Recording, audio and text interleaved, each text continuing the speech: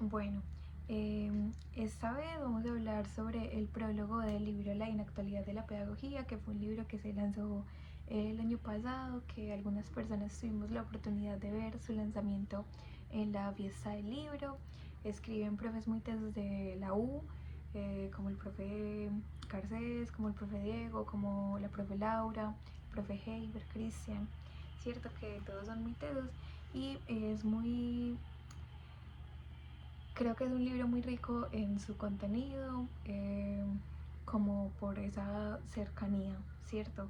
Entonces, bueno, esto es sobre el prólogo, que es la pedagogía como ciencia histórica, que es escrita por el profesor Alexander, para quien va este video. Bueno, entonces yo creo que lo primero es que pues está enfocado en una ciencia histórica, ¿cierto? Que es el título. ¿Qué implica ser una ciencia histórica? Que la pedagogía sea una ciencia histórica implica a que ésta revise, interrogue a su pasado, ¿cierto?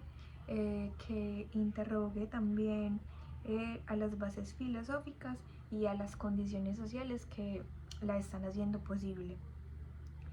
Eh, También el texto hace una distinción importante entre el educar como una mera forma de transmitir conocimientos y el Bildung, ¿cierto? Que es ya una formación a profundidad del sujeto, que no es solamente como el aprender a algo, sino que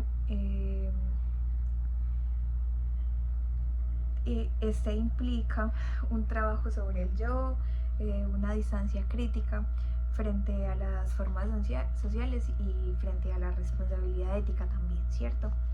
Bueno, también el texto habla de que la pedagogía contemporánea tiene tres tradiciones que conviven y entre ellas mismas se tensionan, ¿cierto? Que la primera sería la hermenéutica.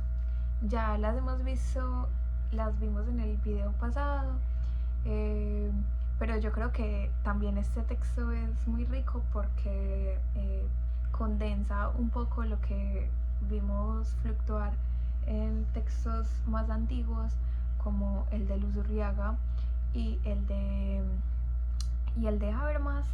Y aquí, bueno, otra vez lo digo como por... Sí. Entonces, lo primero es la hermenéutica, que es básicamente la comprensión del sentido, ¿cierto? El entender por qué las personas actúan y aprenden como lo hacen.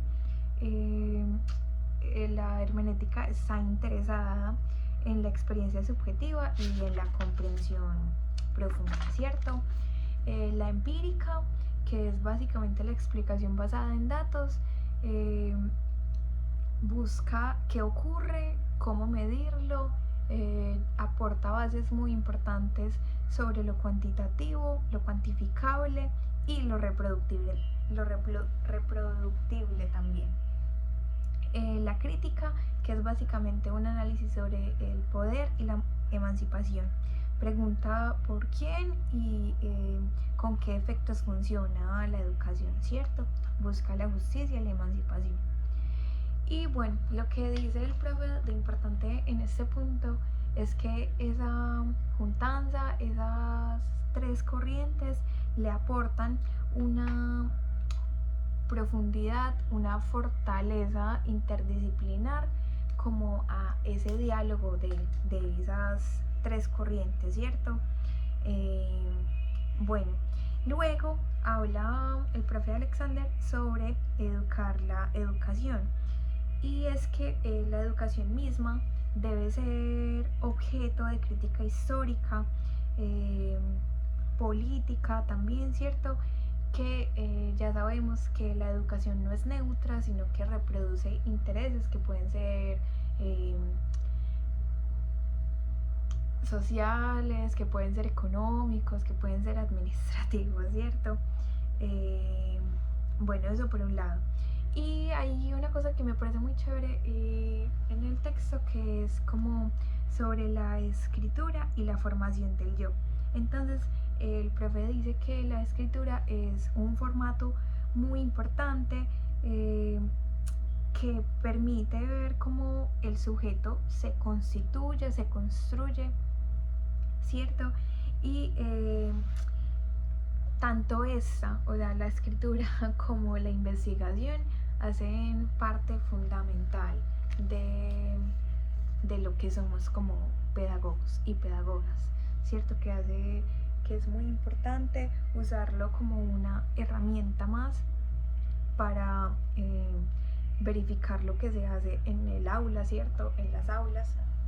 Entonces, bueno, hablando ya de la importancia de este texto para la pedagogía, yo creo que la parte que habla sobre la mezcla de las metodologías es muy valiosa, porque yo creo que más que seguir en la discusión de esos métodos, yo creo que lo que hace es, sí, es aportarle una profundidad en decir como que tomemos de donde podamos y nutramos como eso que estamos haciendo, ¿cierto?